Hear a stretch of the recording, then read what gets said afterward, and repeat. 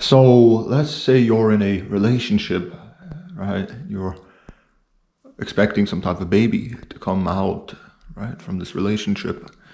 Right? So, that baby, right? What's it going to be like, right?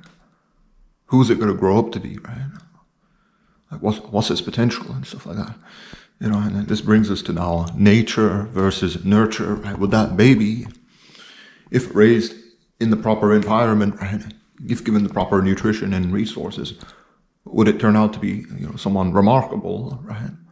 Or let's just say this baby has some type of defect, right? Is born with, let's just say, Down syndrome. Would that baby then, regardless of all the proper nutrition and resources and training, would it still turn out to not be someone successful, right? This brings us now to nature versus nurture, because obviously, right, you can see that nature, the genetics that the baby would inherit from its parents plays a massive role, right? Because if this baby inherits Down syndrome, right, regardless of the environment, right, the baby won't turn out to be anyone special, right? The baby will just turn into someone that's, completely useless, essentially, right? Someone that's, completely mentally handicapped and not capable of doing anything important and stuff, right? Because, the baby would have Down syndrome, right? Down syndrome, assuming, right, that this baby gets or inherits Down syndrome from its parents, right? So you can already see that, nature, there's already more importance to nature, right? You can see how nature would be more important, right? What do I mean by nature versus nurture, right? Nature as in, right, your genetics, right? Your genetics, what you inherit from your parents, right? And then nurture would just be how you're raised, which environment you grow up in and stuff, what type of resources you get exposed to when you're developing and stuff, right? This is what nature versus nurture is, right? Genetics versus environment, right? To what extent can your genetics be kind of not can be kind of it's kind of hard to determine, but kind of be maneuvered properly by some better, like some type of environment. That's kind of stupid, but what's more important, right? Your genetics or the environment you're raised in and stuff. And I'm of the kind of strong opinion that it would have to be your genetics that are the deciding factor, right? Because again, with the Down syndrome example, right? If you're going to have a baby and this baby inherits Down syndrome, right? You can put it in let's just say any type of advanced education center or whatever, or advanced schooling and stuff. The baby's not going to turn into an Einstein, right? Because Down syndrome, its genetics are handicapped, right? It's the baby's capabilities have been kind of blunted, right, so to speak, right? Kind of made less capable, right? Its capabilities have been kind of thwarted, handicapped severely, right, because of this Down syndrome condition that this baby supposedly has, right? In this type of example I'm using, right? So you can see, right? Nature, genetics are a lot more important, right? Nurture, the environment, that can only get you so far, right? Of course, Down syndrome, that's a pretty extreme example, right? Let's just say the baby is kind of average, right? It inherits like some average set of genetics and stuff like that. Does it have any debilitating condition like Down syndrome? All right, so, okay, then, well, all right, to what extent would the environment play a role and stuff? Would the environment even matter, right? Well, okay, I would grant that, right? Because, if you have a child, right, and this child is raised to be like someone violent, right? Let's just say he's raised in like in some third world country, right, with a lot of violence, right? That type of environment is going to kind of, obviously, it's going to cause the child to develop this type of mentality that he needs to or she needs to do whatever it takes to survive and step on the throats of whoever is in the way, and so to speak, and stuff like this. So environment also probably, it shapes your character.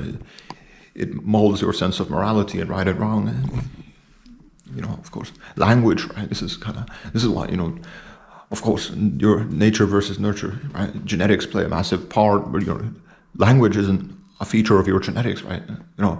I'm not British, like genetically speaking. None of my ancestors were from England and stuff like that. But I speak English, right? But that's not part of my genetics, right? Because if language was to do with, if it was like a feature of your genetics and stuff, right, we would all be speaking our native tongues, right? We wouldn't be able to like kind of go to some other country and pick up on the local languages and stuff like that. So it's not nurture, environment also has a massive part to play. I would say it's like split 50-50, right?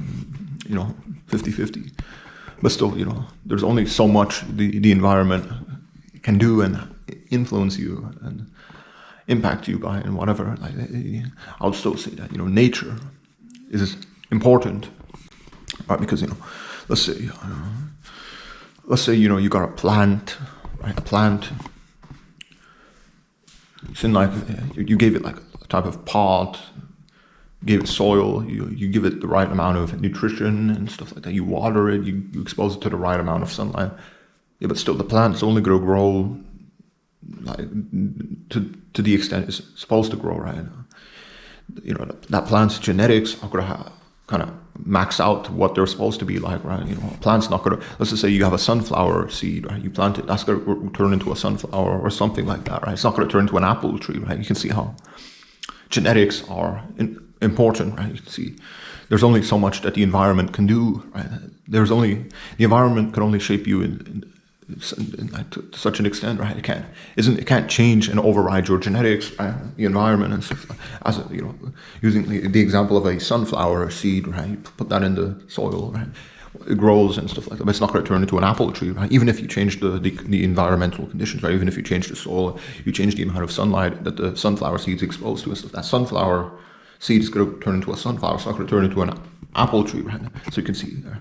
Nature has a lot, it's more, it kind of outweighs nurture, right? The environment, your genetics are ultimately a lot more important than than the environment you're kind of raised in and stuff like that. But again, of course, it goes back to the example of if you had like a child and he grew up in a third world country, his behavior would probably be a lot more undesirable, right? He's probably going to be a lot more prone to violence and aggression and stuff like that. He's not going to be respectful, right? And that's just the nature of the third world, right? It molds you to be more, I would say, cutthroat, to be more, it's kind of hard to determine, but to be kind of, I don't know, to be more violent, essentially, right? So you don't get, so you don't get stomped on or kind of, outcompeted by someone that's more violent and whatever and stuff. So the environment has a massive role to play as well and stuff. But it's still tricky because again, Down syndrome is the perfect example, right? Because if you have a baby and it inherits Down syndrome, no amount of training would turn that baby into assuming after it grows up, right? That Down syndrome child you would have, right? No amount of training would turn that Down syndrome child into an Einstein. So you can see that the genetics, nature part matters kind of a lot more than the environmental part, right? Nurture and stuff. But let's just say you have a child and stuff. You don't teach it any form of morality, right? You just teach it to do whatever it wants. That child is going to grow up to be a drug dealer or some type of violent psychopath, all because of the way you taught it, because you didn't teach it any type of morality and stuff. And there was like a lot of examples to prove this, right? It's kind of because culture, nurture kind of did change a lot of societies around the world, right? There used to be this tradition of cannibalism in Africa, right? After exposure to the Middle Eastern, after exposures, after Africa kind of got more exposed to European and Middle Eastern influences, right? Cannibalism's kind of put away now, right? It's not really popular in Africa anymore, but it used to be popular, right? And why is that? Well, was that because of the genetics of the Africans living there? Of course not, right? Because now Africans aren't really all about cannibalism, right? Of course, not just Africans. Cannibalism also has in prehistoric Europe, right? There was also a lot of cannibalism stuff, but probably in the Middle East as well and stuff, in East Asia as well. In times of famine, humans would eat each other, right? But it's not really a popular practice now. And you could say, well, is that because of our genetics changing and stuff? No, probably not. Right? It's probably because of nurture and the environment. We kind of created a culture which doesn't allow for cannibalism, which kind of sees cannibalism as something obscene. Right? So the environment, you can see, has a massive role to play. But again, only to such an extent, right? Because again, if you have a baby and it gets Down syndrome, right, that's no amount of training, right? Regardless of any environment that baby would be put in, right? It's not going to turn into an Einstein. It's not going to grow up to be Einstein or some other intellectual figure and stuff. It's because, you can see it's because of this type of handicap that the baby would inherit from its parents, right? Which would prove that, genetics has, like, it is not something that should be just kind of not even considered, right? The blank slate hypothesis, right? That we're all born with the same predispositions and potentials and capabilities is kind of absurd again. With a sunflower seed, if you plant a sunflower seed and you give it all the right amount of nutrition, you expose it to the right amount of sunshine and stuff, that sunflower seed is not going to turn into an apple tree, right? So you can see, your genetics determine a lot, right? But of course, if that sunflower seed is just put on concrete, it's not going to grow into anything. So, the environment, if you're kind of deprived and stuff, you're not going to, you can see that kind of, that'll make it so that you're not developing properly, and that would kind of heavily handicap you and stuff. So, the environment's also important, but to such an extent, right? Only to such an extent because, you're, again, with the sunflower seed, that's sunflower seed. You can put in any type of change, you can change all of the environment of that sunflower seed. It's not going to turn into an apple tree, right? That's just to do with its genetics. Likewise, some of us, right, where some humans are born smart, right? They might have some kind of genetic quirk. Their brains, the neurons in their brains might just be more reactive, so to speak, and this makes it so that they're more intelligent. And other people could be have the opposite of this, right? They could be dumber because of some genetic quirk that makes their neurons less reactive and whatever, and etc. and countless other examples, right? But again, the environment also matters, right? Because English, the language I'm speaking, this isn't a feature of my genetics, right? And language is not a feature of your genetics, right? Because if it was, I wouldn't be able to speak English, right? Because, I'm clearly not from England and stuff like that, right? But, I can speak the language perfectly fine, right? And so, it's all about, it's kind of tricky because, I would even argue that, morality is not something to do with your genetics, right? Because, in Africa, cannibalism used to be popular, right?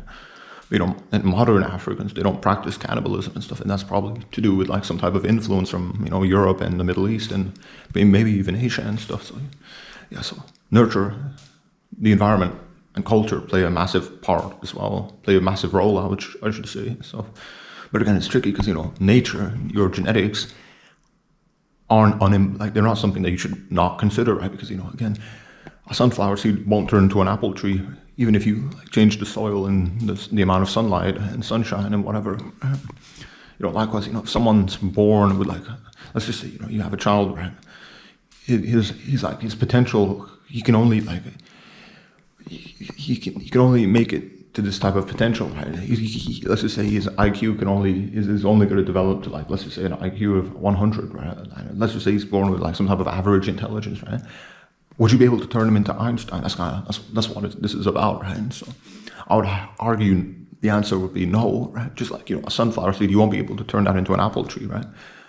But, if this person with average intelligence, right, if you deprive him of nutrition and, basic human resources and stuff, yeah, then you can see that the environment would be influential, that the environment would play a massive part in how he develops and stuff. Just like, if you put a sunflower seed on concrete, it's not going to turn and grow into what it's supposed to be, right? But still, the sunflower seed won't turn into an apple tree. And, likewise, this person that's born with average intelligence, even if you give him or her the adequate amount of nutrition and resources, probably won't turn into Einstein, right? Because there's this type of ceiling that you can't penetrate.